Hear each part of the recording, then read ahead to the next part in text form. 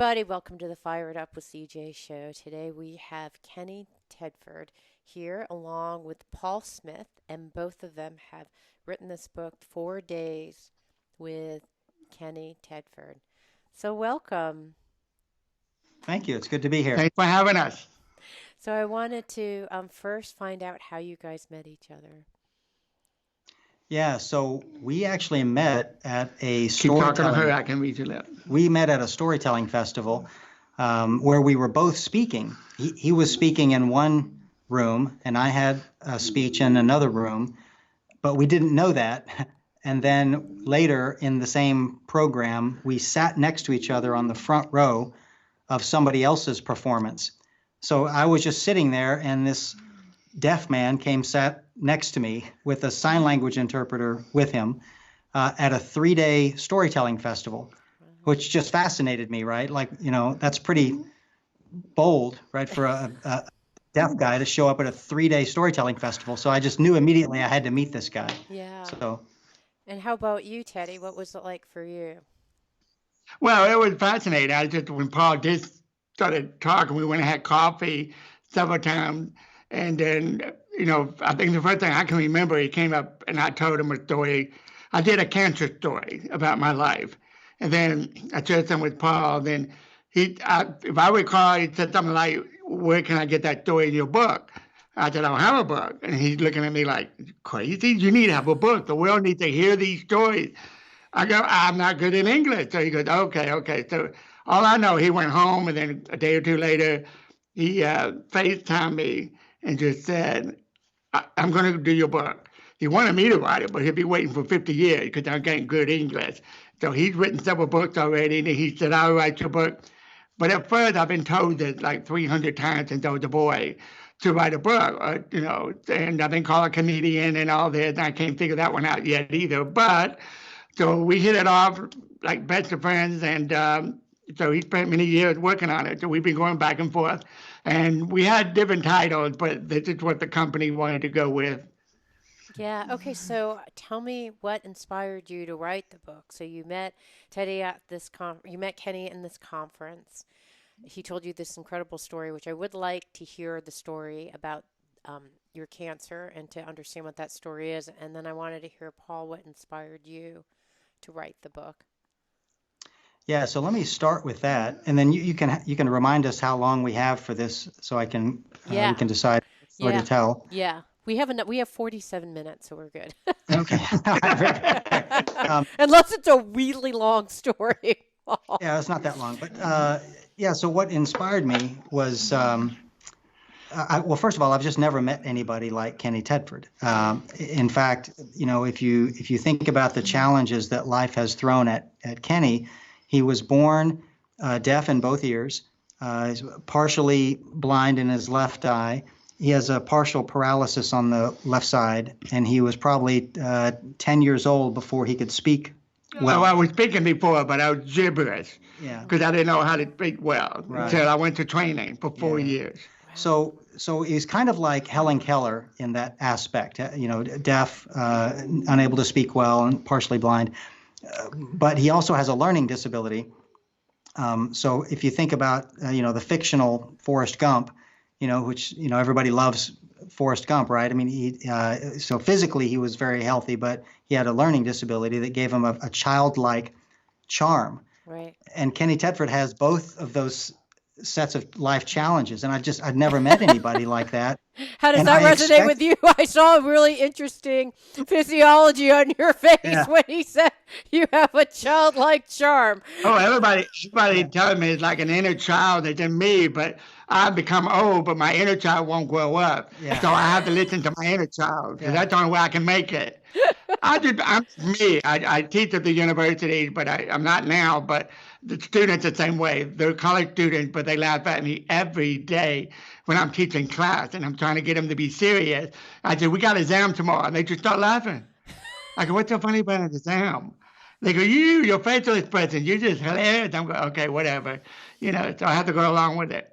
Okay. So, I mean, wouldn't you want to write a book about this guy? I mean, all right. So you've overcome a lot of challenges, Kenny. I mean, how do you see it that way? Do you see you over, I mean, how do you see your life? Is it in this, I've had, this Helen Keller, um, Forrest Gump. I mean, it helps me understand something, but like, how would you describe your life that way? Well, I mean, I get a lot of people before I met Paul were telling me that I reminded them a lot of Helen Keller. Both my mom and dad died when I was 8. And my mother used to always, when we go to a family reunion, I was born in 53, so I'm old enough to be your daddy. And so anyway, mama and father would put me on the picnic table, and I said, what are you doing? Well, back then we had like 300 people there and family members. And my mother said, tell them what we had for breakfast. Why? Who Yeah. cares? Yeah. She said, the way you tell it. So I talk about bacon. I just don't say we have bacon Friday. I go, we have bacon. You know, Mm. egg and I just made noise and stuff. And everybody's laughing. And then mama was in an old gown with holes all over it. And daddy was sitting at the table in his underwear. And the mother took me down from the table. No more. That's enough. And I didn't know what the big deal was. I told them what we had for breakfast and how they were dressed. So mother was pretty embarrassed. You don't talk about a woman in her gown with holes in it and daddy's in his underwear. But that's the way it was in the family. I love it. Okay, so all right, so Paul, I can see how you were just charmed and enamored with Teddy after you met him. What inspired the book, and how did you figure out what stories to include? Yeah, so, well, the concept for the book started out as just me writing his biography, right? So it was Mm, going to be a very simple third person. I'm going to be your biographer, and you're going to come spend some time at my house, and I'm going to interview you and ask you to tell me your whole life story, right? The way you would write a biography. right. What it turned into was more of something like Tuesdays with Morrie, if you've ever read that book or seen the movie. It's a set of interviews between the writer and the subject. So instead of you reading the book and it's just here's Kenny's life, it's the name of the book, 4 Days with Kenny Tedford, is 4 days that he spent at my house with me, telling me his life stories. Mm, And so the book is about what happened over those 4 days. So not only do you get to hear Kenny's life story, but you read him telling me his story and me reflecting on that and responding to it, and him meeting my wife and my two sons and telling them stories, and how, we basically fell in love with this man over the course of 4 days. So it became a book about the 4 days that we spent together, the main 4 days that we spent together writing the book.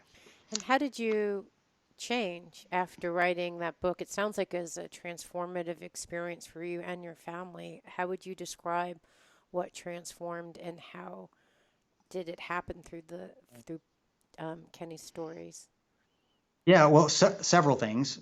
First of all, I gained what I would describe as a new family member, Yeah. right? I mean, I feel like we've kind of adopted each other in some kind of a way. Yeah. But the other thing is, I started out looking at this as me, trying to investigate his life, but it turned into more of a learning exercise of me learning from him. And I'm convinced I've learned more about life and humility and patience and fairness and kindness from him than I did in the other 53 years of my life. Mm, I think I just wow. aged myself. But anyway, you get the idea. Yeah. Right? Make me older, I could be his daddy. Yeah, but see, I mean, in those 4 days, his entire life passed through my brain, Wow. right? So I got to see an entire man's lifetime. I know a whole lot more about you than you know about me. Well, he found a lot more about my mama and family than I did. And that's not a joke. That is the gospel truth. Yeah, He did Yeah. his own investigation with my family, and he texted me something, and I was fainted. And then he goes, wait a minute. And then my sister-in-law was trying to get a hold of me. She was freaking out. I got to talk to you. I got to talk to you. And Paul goes, get on the FaceTime right now, right now. So I got on it. He told me something. I was blown away. And as soon as I hung up on him, I called my sister-in-law. I'm sorry. We thought you knew. And I'm going, oh my you find God. out all kinds of things when you investigate somebody's entire life. Exactly. Wow. I He love found it. more than they told me. All right, so I want to find out so it sounds like that kind of was transformative for you, Kenny, to find out these stories from this, biography. You learned about your life. How did meeting Paul transform you? How did meeting me change you? He wrote a book. Yeah. I mean, I don't know how to put it. I talk quite a bit. I jabber a lot. I love life. I can't seem to sit still. And I always got a story to tell. I mean, it's been 7 years or something we started. And so even after the book is done, we still had to revise it, change the title, go on and on. So since then, I don't know how many stories, 101, how many's in there? Yeah. 101 stories in the book. So I now got another 200 stories to tell since he started this book, because things been happening in my life with other people, and that's what I take. And, I've had a lot of trauma, a great deal of trauma, and that's what some people are shocked. Because if I could tell you real quick a few of the trauma, real quick, I won't tell you the stories. You got to buy the book. And so the major trauma I had was my father died at Christmas. 5 months later, my mother died. And then we moved to foster parents from Dallas, Texas to Memphis, Tennessee. And my father didn't want me. He didn't hate me. He didn't know what to do with a disabled child. So my mother had 9 children. And I was the only one born with a disability and brain damage, et cetera, et cetera. All the others kept telling me they were normal. And I said, you haven't talked to me yet, because they're totally different than I am. But my mother married my father and had 4 children. And so I'm one of the 4, 2 sisters, a brother, and me. And so mom and dad died when I was 8. And then my father didn't want me. He called me retarded all the time, and I was worthless. The teacher did it. The public did it. A counselor did it. But Aunt Jessie, my father's mother was my father's sister. She was my aunt. So she just loved me like you wouldn't believe. And so I don't want to take up too much of his thing. So there's a lot of trauma when you read the book. I could go on and on for 5 hours. So probably being good. Well, so you actually had, just having 2 parents die within 5 months of each other is traumatic. To have 2 people die at very close within each other. And it sounds like in addition to that, you had a whole bunch of people that would have a lot of people lose faith in themselves. How were you able to continue feeling confident and trusting in a world that seemed to be not that kind? How were you able to stay confident even though all these bad things happened to you? I'll be honest, my faith, but I didn't come to, I became a Christian, I guess, when I was 17. And I love it because it was at a movie, Time to Run by Billy Graham. But I was with my girlfriend, so I love to tell people that I met Jesus, and 3 weeks later, she broke up with me, so I kept Jesus and let her go. And so that's the way it's a faith. It's just, I've been taught by just me, I guess. I pray a lot. I look for the best in everybody. I guess the more people put me down, tell me I can't do it, I'm a fighter. I used to wrestle and I do kickboxing. And so I really love it when somebody says, you can't do this. Watch me. I'm amazed that I never dreamed the book would come to reality. It's been 30 years. So Paul was actually what I feel like was planted there by God. We met at the right time. We sat next to each other. And it was just all God's plan. I believe that was all my heart. And so to keep positive, like when I fell off the cliff and broke my neck, that's when I hit my head and I became totally deaf in both ears. Before I could hear some, I had a hearing aid, but totally deaf born with it. But I'm legally blind in this eye, And so when I fell off the cliff, it was actually 2 years after I had open heart surgery. And so I've learned that after that, I was paralyzed and I thought I never was, but I didn't know my neck was broken until the next morning when me and my roommate went into kickboxing. He swung to hit me in the head. And I turned my head and it broke. It was already cracked from the day before. Wow. And then 2 years after that, they found cancer and gave me 6 months to live. And this is my 14th year anniversary as a survivor. And then I had a stroke. Then I fell off a second cliff and got a new knee. It's really cool. Got a little ball and metal. I wanted to leave the skin off of it. The doctor, you'll get infected. But the teenagers love it. He's going, you're the craziest patient I've ever had, but I love you anyway. So I try to look at the best things in life because I can't control it. So the greatest phrase I've learned, anything, if you feel like you can say I'm not pretty. I'm fat. Now, you may be, realistically, you may be fat, but fat doesn't have you. Cancer, I had it. It's real, but it didn't have me. So I think positive. Then when I broke my neck, I was paralyzed. One of my dearest friends that's in the book named Marty, he was quadriplegic. And so when I woke up the next day from surgery and they had to brace and looking to get ready to put a metal in my neck to keep my head steady, that I visualized that maybe a dream, but Marty came into the room and he had quadriplegia. He died a few years before in a wreck. And he was like the greatest friend you could ever want. And we had fun together because he was quadriplegic. And he had that drawer in front of him, and he would always try to hide behind it. And I said, I can't read your lip. So I turned my head around it. When I do, he'll turn his head this way. He can only move his head. So we played games with each other. It was just, I hate it, I'd lose them. And then the past 5 years, both of my sisters died. One died from cancer. And then 5 months later, my other sister died. My baby brother died 16 years ago, drug and alcohol. My mother was an alcoholic, abusive. But if you lined up all the mothers today, I would take her back in a heartbeat. Because the drinking and her anger is her demon, not mine. So yeah, a lot of trauma to overcome in a lifetime. Yeah. So the stories, you've heard them all. You've heard all of Kenny's stories. Which one, I'm sure there are many, but can you tell me a few of them that you learned about kindness, or you learned about patience, or you learned about humility? Those are some of the things that you said you learned through hearing his stories. Can you share a few of them and like how they show up in your life? Yeah, so let me ask, I'll tell Kenny which ones I'd like him to tell. So the one that I think he told me the first time we met that intrigued me enough that I wanted to call him back later was the magic crayon story. Can you share that with her? Then you can ask him again later, when did it move them? I don't know why, just a crayon. But when I started school when I was sick, and they wouldn't accept me because I was labor retarded. Because I didn't understand language. I didn't understand words or anything. I just mumble jumble. So when I take a test, they call that equivalation. You know, when you go to school, you got to pass this thing in May. Equivalency, yeah. Equivalency. What was it? Equivalency. Like that. I can't speak that language. So, so I just call it deaf and smart, job. But I couldn't go to school. So I went to school at 7. But they still put me in a retarded class. Back then, that's what it was called.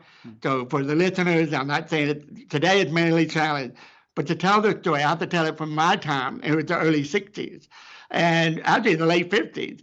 And I was put in the retarded class and still being told I never amount to anything from the teachers, the principal, and the classmate, and a psychiatrist. In my family, my own brother and sister, mom and dad didn't, but my brother and sister would call me stupid, dumb, retarded. You embarrass me. So I didn't understand all that, though. I didn't know what the word retarded meant. And so I kept being happy. I was just being me, Kenny. And so I was sitting in the back of the class. My teacher gave her a big piece of paper. Back in those days, it was a big yellow paper. And she gave me 3 crayons, a black, a white, and a gray. And I saw all the other kids have colored crayon box, 24 crayons in a box. And I go, I like to have colored crayons. She goes, no, you can't be creative. You're not smart. You're retarded. So just take these crayons. They were broken. Nobody wants the black, white, and gray unless it's Halloween. Right. And so unless they have a death wish. And so a psychiatrist would come in all the time and look at my drawing and give me a D or an F. Because he said, why you can't be colorful? I don't have color crayon. Oh, that's right, you're retarded. And so I'm like, okay. But it didn't affect me because I don't know what it means. Right. So I was back there drawing one day, and all the kids had to learn A, B, C, D, E, the capital, the president. I still got to draw with the crayon. Right. So I kept drawing, and then one day a kid raised his hand. He said, I want to sit back there with Kenneth. And the teacher said, you can't. Why not? He's retarded. And he goes, oh. Then all the hands went up, and they were waving. And the teacher looked at the whole class. What is wrong with you? What do you want? We all want to be retarded like Kenneth. And I thought, yes. And so I went home proud to be retarded. But my mother wasn't too crazy about it. But one teacher, one person, if anybody's listening, you, Paul, anybody who's listening, can change the life of a child or even a 99-year-old man. he still puts himself down. Say some kind words, just be there for them. And so a teacher found out what happened. She was upset. I went in, she took me to her cabinet. She took me to a room, not into the cabinet. That sounds stupid. She opened her cabinet, took out the paper, and gave me a box of 24 crayons. The most beautiful colors you've ever seen of the rainbow. And so I love brown butterflies. I love butterflies. So she said, now, this weekend, you think about it. You're very creative, Kenny. You're hilarious. I think one day you're going to be a performer, and I thought she kind of lost her mind. And so she said I was a great storyteller, and I didn't understand what that means. So I went to the park the next day with a crayon and a roll up of the paper she gave me. I would stand at a picnic table at the park, and while I would send the thing about to draw, a yellow butterfly flew and landed on my arm. There was the wings just flapping. And here I'm like, oh my, and then another butterfly landed on my shoulder, and it was blue. Then a purple one landed on this hand. And there was many starting to fly, and I'm like, it's like being at Walt Disney World, the Where were you that there are all these butterflies? That's what I was at the park at home in Dallas. But the thing is, there's a bush. I don't know the name of it. I need you to Google it. There's a bush for butterflies. It's almost like hummingbirds. They're like that sweet juice. Yeah. But these butterflies love these bush, and they come in and that's where I don't know, eat it. I don't know what they do. But they were coming around me landing. Then I had an idea. So I drew a picture, rolled it up, went home. My mother said, let me see it. I go, no. I got to show the psychiatrist first. So the next day, the psychiatrist came in, and he sat beside me and goes, okay, show me your drawing. And I'm like, and I was kind of looking at him like, I'm going to make you smile. I know I don't talk good, but I'm going to make you smile. So he unrolled it, and his eyes got really big. He's going, oh my God, it's beautiful. I took the different crayon, the magical crayon, and put different colors of butterfly flying around. And one was in the middle, and with a woman riding on the back of it. Oh, and he looked at me and he's going, this is gorgeous, but is that a woman riding on the back of a butterfly? I go, yep.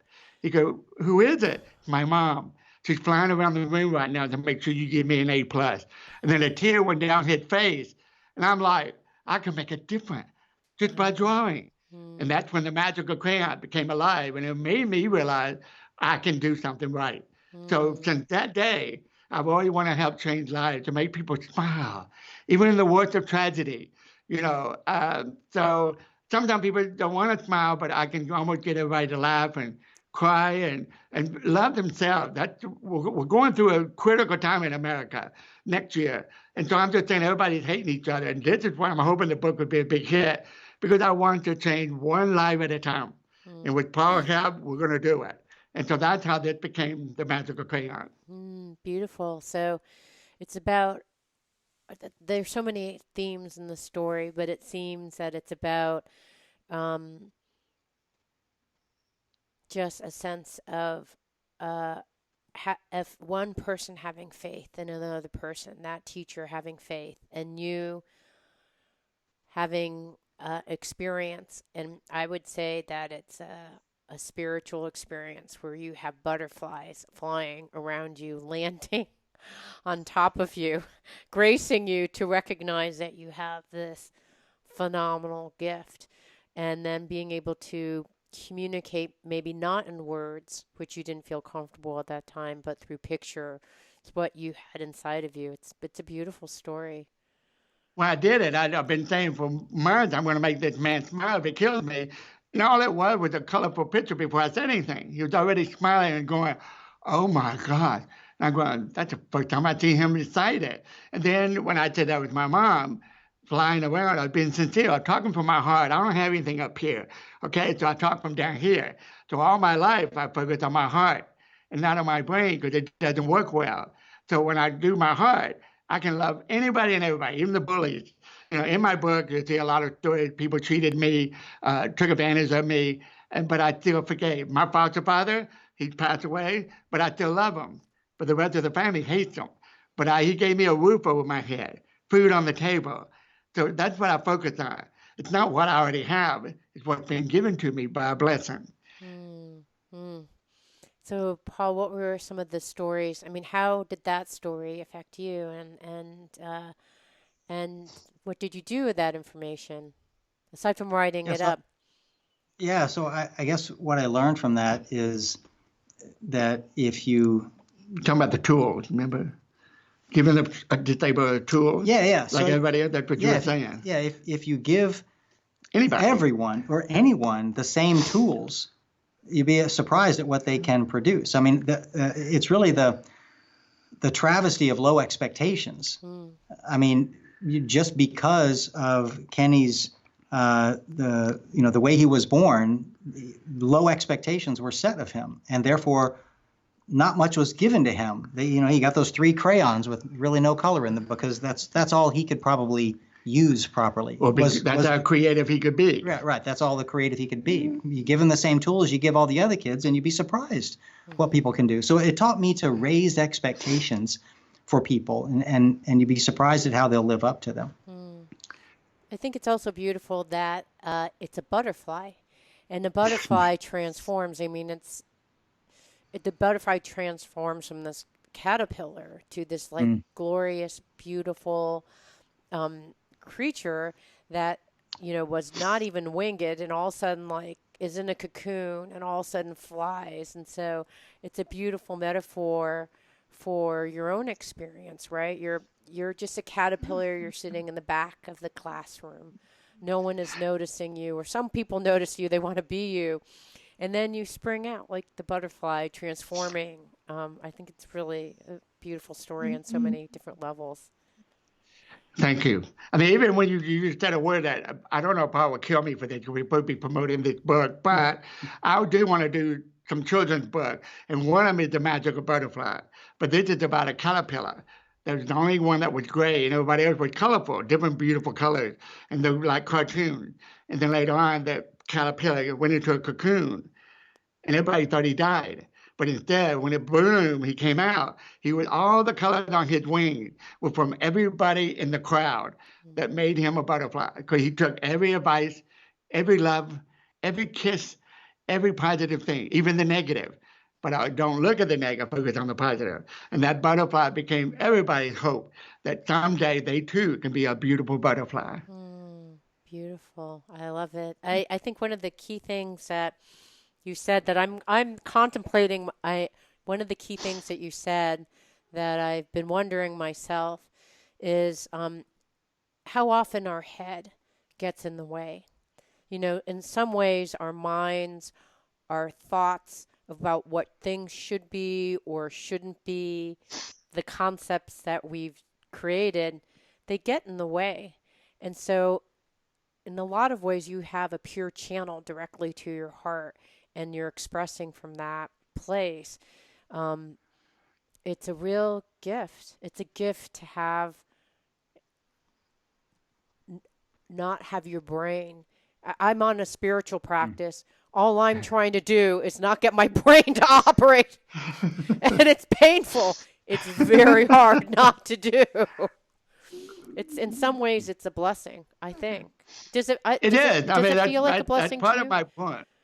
That kind of part, I hope Paul don't mind, but I've been told by many people, even today, people telling me they're worried about me making money or whatever, or I may give away books because I'm naive. I love everybody, and you can get anything from me, But my point is, for the book, is that everybody will come to look in the mirror and see the beautiful person you are, no matter what everybody tells you. Because I bet you grew up with a perfect life. Nothing ever bad said to you. But again, if you're focused today, something happened. Oh, I remember somebody told me I couldn't do that. And then you stop. You go back to bed, you just curl up in your blanket, feel sorry for yourself, which is fine. It's okay to feel sorry for yourself. It is. But don't let it control you. Because I still deal with depression. And Paul knows that. And he hears new stories. I heard a new story tonight. That I just start telling stories all the time when I'm excited, and everybody's, I didn't hear that one. I didn't hear that one. Hold on.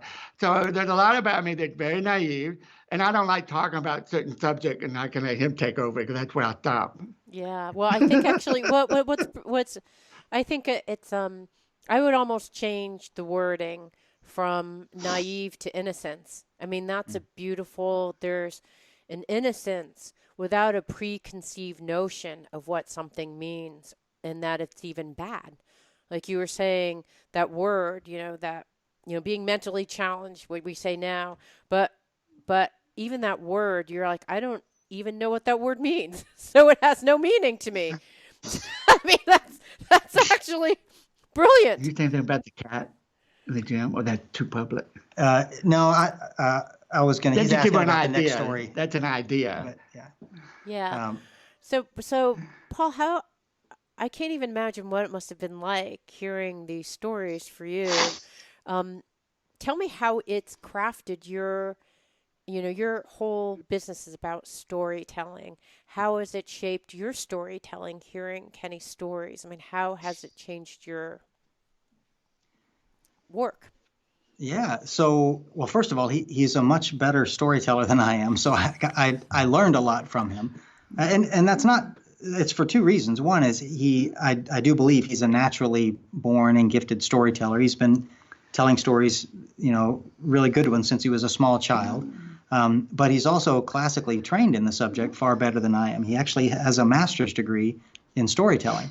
So, in fact, he's one of only two deaf people in the entire world that have a master's degree in storytelling. And here's the kid that they said would never finish the third grade, and he has a master's degree, right? So that tells you something right there. But so, hey, I've just learned from him because he's a better storyteller than me.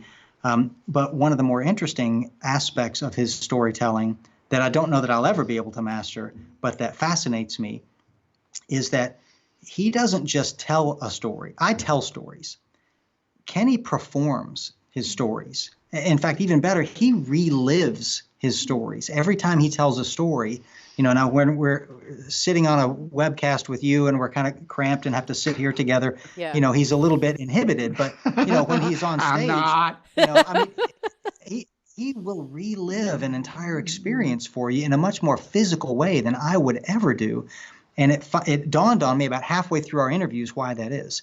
And the reason, I think, is because that's the way he that's the way he heard them the first time. And I shouldn't use the word heard because he obviously didn't hear them, but that's the way he experienced them. Because when you and I listen to a story, we're mostly listening to the story. We're hearing the words that somebody is saying. Since Kenny's deaf, he didn't listen to stories that way. He watched what people did, how they moved, their facial expressions, their body language, the large motor movements. I mean, he was experiencing stories using senses that most of us don't use when we're listening to stories. And so that comes out when he performs his stories. And that just fascinated me. Yeah, I took I've taken writing courses before, and it's basically what you're trying to do is allow the person to inhabit your body. Like how does it, if I were in Kenny's, if I were you, what would it feel like if a butterfly came and landed on my shoulder or here? And, just seeing your fingers and like, I can feel the butterflies and the bright blue butterfly that came and landed on your shoulder, or the yellow one, or the brown crayon. It's very, it has a depth of visual and kinesthetic that I don't think I would normally get. And it's because of your body gestures and then, the body gestures and then all the rich details. So yeah, it's beautiful. You're naturally gifted, it sounds like. Thank you. In fact, I remember the moment that occurred to me was when Kenny was telling me about when he was in the third or fourth grade and the teacher had been reading a book to the students. And I think it was Cinderella, reading the book Cinderella to them. Yeah. And of course, for a deaf child, if the teacher's up there with, the book up here in her face, he can't see. He can't read her lips. And then when she turns the book around to show the pictures to everybody, he can either look at the pictures or he can look at her mouth, but he can't do both at the same time. So he's constantly compromising on experiencing the book like the other kids. So what he did after class, he went and got the book. He went to the library. He sat down on the floor and he read the book, but he didn't just read it. He performed it. He would pretend he was Cinderella scrubbing the floors, and that he would pretend he was the fairy godmother changing the mice into horses or whatever, he physically acted out the book, again, because that's how he learns stories is from the physical action, not just the words. And just the mental image of this 9 or 10-year-old boy in the floor, in the library, pretending to scrub the baseboards like Cinderella, really, it just clicked with me that that's such a different way to read a story, right? So when you do that, when you're reading, what does that how does that affect you? I don't know if you can remember when you were reading Cinderella and scrubbing the floors. I mean, how does it code inside of you? I don't know how to explain it. Like how what happens for you internally when you scrub the floor and you're reading? Well, basically, like with poetry, all my stories that I tell, I have taken all the fairy tales, Snow White, Seven Dwarfs, et cetera, Snow White, and I knew I couldn't understand anybody talking. The teacher not only had the book up, she reads the blah, blah, blah, blah, blah. Kids, and I'm sitting there like, and so I went to the library, like he said, got a big book. I look at the pictures. Yeah. I didn't understand words. When you say scraping, what is that? What's scrubbing? I don't know what that means. What's it up, mother? I never heard that word. What's it up, sister? Why aren't they so ugly? And, in the book, they look really goofy. So what I did was I wanted to become that story. I don't want to tell it. I want to become Cinderella. So I pretend I'm on the floor already. So I get up on 2 knees and I just look and I go, I'm so lonely. No one blind people don't like me. Then it's like, what's wrong with you? Oh, hi, stepmother. And she stands up, and I take over and the stepmother, we're going to the ball. She goes, oh, I'm going to. You ain't going nowhere. So throw my dress and get your stepsister dress ready. You have 2 hours. If you don't, you're going to be doing that all night. So I'm looking at the picture and becoming that character. Like when I do Snow White, I'm Seven Dwarfs. But I'm changing it now. I'm taking all my fairy tales. Cinderella now has a hot pink wheelchair. It is so cool. It's one of those paralegal wheelchairs, pink. Yeah. It folds in like this. And she can just go like crazy. And the fairy godmother is so sweet.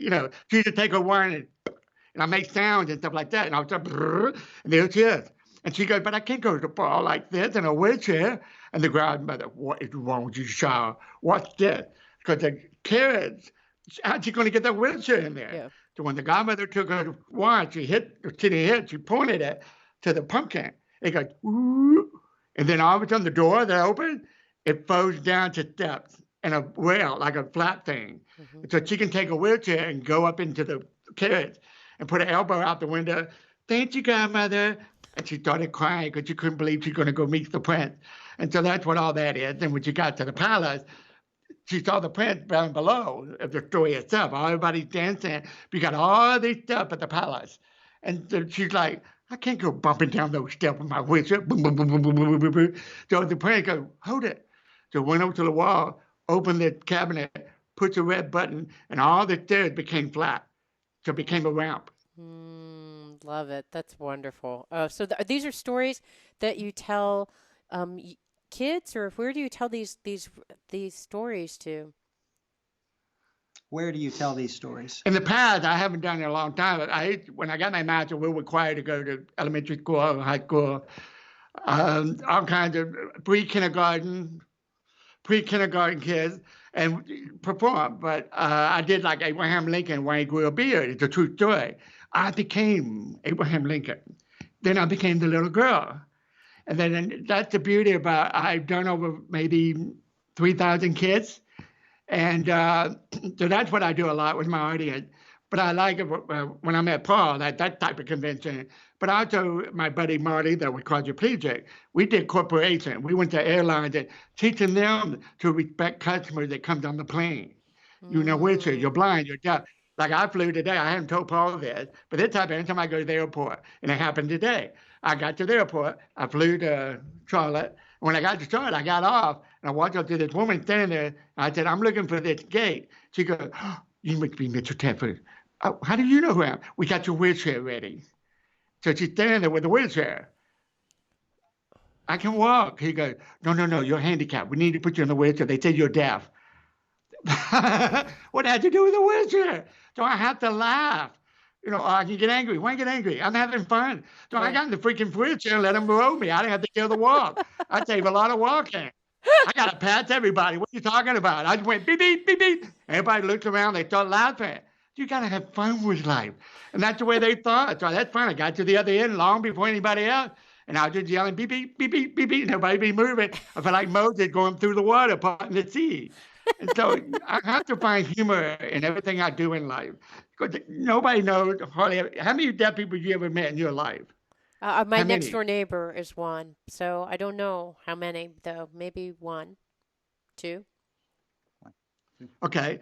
So if you ever met me, I'm not a normal deaf person. I'm the weirdest one you're going to ever meet, I promise. But I try to be serious. I try to be grown old. Like I'm getting 4 more years. I'll be 70 years old. I can't wait. All the senior citizen stuff. I got a whole new book I could do about senior citizens. It's so nice. Everything discount, discount, discount, discount. And then most people would be laughing at me like a McDonald's stuff. I made you give me a large coffee. I go, Right. okay, $1.50. He goes, no, you just made my day. I was mad at my husband or my wife. My dog bit me this morning, and you just made me laugh and realize life is great. So I Mm. just go sit down and drink my coffee. He'll come over with a hamburger or something. I go, no. He goes, you eat this hamburger. You hear me? Then he'll walk off. Okay. So I love to do that. Wow, I love it. I think that um, I it's gosh, so many different things. I'm wondering if part of it is that you feel, I don't know if you're feeling life energy, but when you talk, there's a sense of aliveness, energy, a sense of spirit that comes through you. I mean, it's coming through your heart and it like emanates out of your pores. I mean, He that's how I'd definitely lightens explain up it. a room. Huh? Yeah, Kenny definitely lightens up a room when he walks in it. Yeah. Um, so how do you see the two of you working together? And so you met and you're thinking how am I going to write this book? Everyone tells me I should write a book. You've written the book. What's the next chapter for the two of you? Yeah, that's a good question. We haven't quite figured that out yet. But we might, like he and Marty did, because I'm a professional speaker and author as well. Um, we might end up spending time doing speeches together and I would love that. taking his stories on the road. But we'll see. Literally, yesterday was the launch day of the book, so we're right at the beginning of a journey that we really don't know where it will go. Hmm. Do you ever wonder? So you were saying it felt like, God sent Paul to you. Um, Paul, do you feel like, something sent Kenny to you, right? I mean, like this is kind of a miracle that the two of you together. How do you see it? Oh, I definitely see it that way. In fact, I think I say on the first 2 or 3 pages of the book that the day I met Kenny, we had lunch together that day and got to know each other a little bit. And then at the end of the lunch, he had to go off to his next workshop and I had to go off to my next workshop. And I didn't know if I would ever see or hear from Kenny Tedford again, but I felt strangely blessed just having met him. But, a year later, we embarked on this project together and the rest is history. So, but yeah, something very clearly put us together that day on that front row at the National Storytelling, conference. Well, I would say one way. You may not remember, but the greatest thing happened was we were sitting together, just getting to know each other, and the young lady that was teaching the workshop, at the very end, she gave us a heart to everybody. And you write on it, what was the best thing you got out of this conference? And I wrote, he didn't see it, I wrote, me making a new best friend. And then he wrote the Oh, same thing. Yeah.